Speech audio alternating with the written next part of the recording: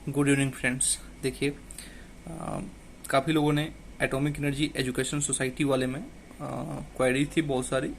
तो मोस्टली लोगों के क्वेरीज के जवाब दे दिए गए थे, लेकिन कुछ सवाल अभी भी रह रहे हैं लोगों के, बार बार कमेंट में आ रहे हैं। जैसे एग्ज़ाम डेट क्या हुआ, एक्सपेक्टेड एग्ज़ाम डेट क्या रहेगा, इसका ज्वाइनिंग कब तक हो जाएगी, कंसर्न सब्जेक्ट से क्या मतलब है, पीआरटी का कंसर्न सब्जेक्ट क्या है, टीजीटी का कंसर्न सब्जेक्ट क्या है, इसके अतिरिक्त कट ऑफ क्या रह सकता है अनरिजर्व कैटेगरी के लिए, सैलरी क्या मिलेंगी, तैयारी कैसे की जाए, बुक्स कौन सी बुक्स को रेफर किया जाए। तो ये कुछ सवाल हैं। हम इन सारे सवालों के जवाब एक बार मैं दे देता हूँ, क्योंकि कई बार क्या होता है कि सारे कमेंट का जवाब दिया नहीं जाता। और ये मैं कल से प्लान कर रहा था करने की, लेकिन स्कूल जाना और स्कूल के बाद फिर कोचिंग में आपके जो बैचेस चल रहे हैं केवीएस वगैरह की, उसमें काम करना, फिर घर आते आते हालत बैटरी खत्म हो जाती है। अभी भी मतलब कितना बज रहा है, 11 बज रहा है। अब जाके टाइम मिला है थोड़ा सा, तो अभी रिकॉर्ड करने बैठा हूँ मैं। देखिएगा, सबसे पहले एग्जाम डेट के बारे में बात करेंगे। एग्जाम डेट की यदि मैं बात करूँ तो हर बार केवीएस का जो रहा है ट्रैक कि इस टाइम पे वैकेंसी निकालती है और एग्ज़ाम आपका सितंबर में जाकर के होता है। लेकिन हाँ, ज्वाइनिंग जो है आपकी दिसंबर से पहले पहले हो जाएगी। सितंबर में एग्ज़ाम होता है, तो अक्टूबर, स्टार्टिंग अक्टूबर में आपका इसका रिजल्ट आ जाएगा। अक्टूबर लास्ट में आपका इसका स्किल टेस्ट हो जाएगा। मिड नवंबर में आपका रिजल्ट आ जाएगा और नवंबर लास्ट या दिसंबर स्टार्टिंग में आपकी ज्वाइनिंग हो जाएगी।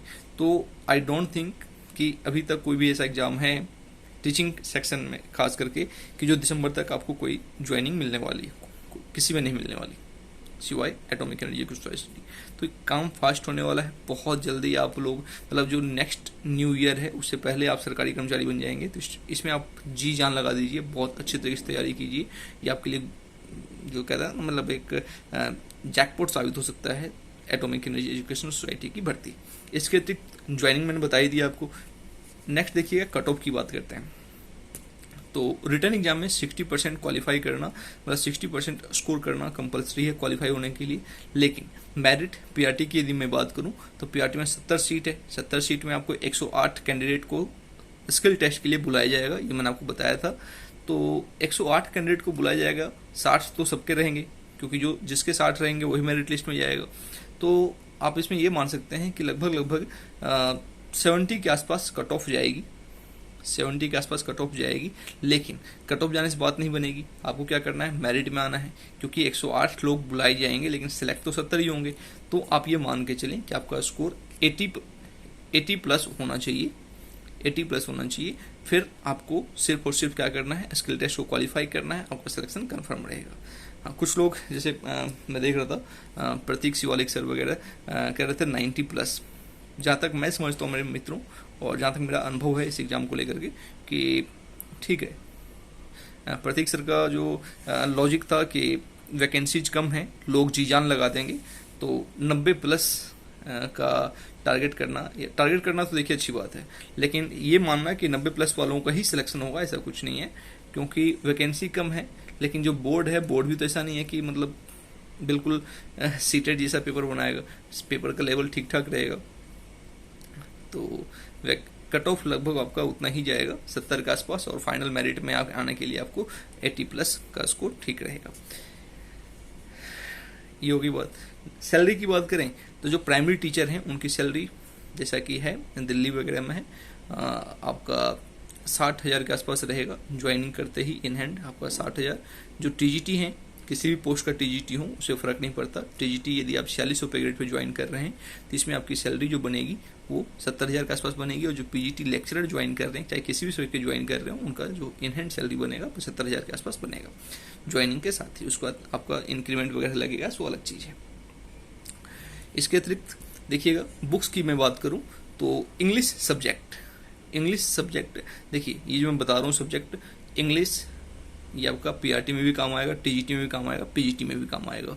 तो इंग्लिश की जो मैं बात कर रहा हूँ आपके लिए, तो केडी कैंपस या फिर कोई और केडी कैंपस की बुक्स ले सकते हैं जो प्लिंथ टू पैरामाउंट है, या फिर और भी कोई बुक जो एसएससी को टारगेट करके किया गया है। सिलेबस मैं आपको ऑलरेडी पिछली वीडियो में बता चुका हूँ, तो आप उसमें देख सकते हैं। उस वीडियो में सिलेबस देख लेना कौन कौन से टॉपिक हैं, और उन टॉपिक्स को केडी कैंपस की या फिर किसी और पब्लिशर की बुक से पब्लिश कर सकते हैं, आप तैयार कर सकते हैं। हिंदी की मैं बात करूं तो हिंदी की एक बुक आती है ल्यूसेंट करके, टीचिंग एग्जाम में कहीं के भी भर्ती हो, हिंदी का सेक्शन वहीं से पूछा जाता है, उसी बुक से पूछा जाता है। डन है। और उस बुक में से खास करके अपवाद वाला जितना भी सेक्शन है ना, लिंग में से, वचन में से, जो अपवाद वाले उदाहरण है हिंदी का, वो जरूर कर लेना, क्वेश्चन अपवाद में से ही बनता है। नेक्स्ट, मैथ और रीजनिंग की बात करूं तो 12th लेवल का एसएससी का जो लेवल होता है वो आप तैयार कर लेना, टीजीटी में भी। और टीजीटी में जो जनरल पार्ट है उसके लिए मैं कह रहा हूँ, सब जो कंसर्न सब्जेक्ट है उसमें नहीं, उसमें तो आपका मैथ का लेवल हाई रहेगा। लेकिन जो पीआरटी वाले हैं उनका आपका जो मैथ है +2 लेवल का एसएससी की कोई भी बुक उठा लीजिए, वो भी आप केडी कैंपस या फिर राकेश यादव इन सब की बुक्स लेकर काम कर सकते हैं, या और भी कोई, अब तो गगन प्रताप है, अभिनव है ना, तो आप इनके बुक से काम कर सकते हैं। इसके अतिरिक्त देखिएगा, साइंस की बात करें तो 10th लेवल की एनसीईआरटी की जो बुक्स हैं उसमें से साइंस का काम करें आप। और एसएसटी देखिए नहीं पूछा जाता है, एटॉमिक एनर्जी में देखा गया है कि कंसर्न सब्जेक्ट बोला तो गया, लेकिन कंसर्न सब्जेक्ट में एसएसटी नहीं पूछा जाता है, मेनली साइंस और मैथ पूछा जाता है। तो आप एसएसटी देख सकते हैं, पॉलिटी वगैरह, पॉलिटी, हिस्ट्री, ज्योग्राफी को बारीक एक थोड़ा सा एक जो होता है ना विहंगम दृष्टि से, उससे आप देख लीजिएगा। ठीक, बाकी और कोई बात रही नहीं। कंसर्न सब्जेक्ट की बात करता हूँ तो पीआरटी के लिए कंसर्न सब्जेक्ट से मतलब है साइंस, इंग्लिश, हिंदी, मैथ और थोड़ा सा एसएसटी, बस। बाकी और भी कोई क्वेरी रहेगी कमेंट सेक्शन में डाल दें, होगा तो वहीं पे जवाब दे दिया जाएगा। टाइम नहीं मिला तो एक छोटी सी वीडियो बना के आपको डाल दी जाएगी। चलिए, थैंक यू। आंखों में नींद है, सुबह 5 बजे उठ करके दोबारा स्कूल के लिए भागना है, तो गुड नाइट सभी को, टेक केयर, बढ़िया से पढ़ाई कीजिए और बढ़िया से तैयारी कीजिए।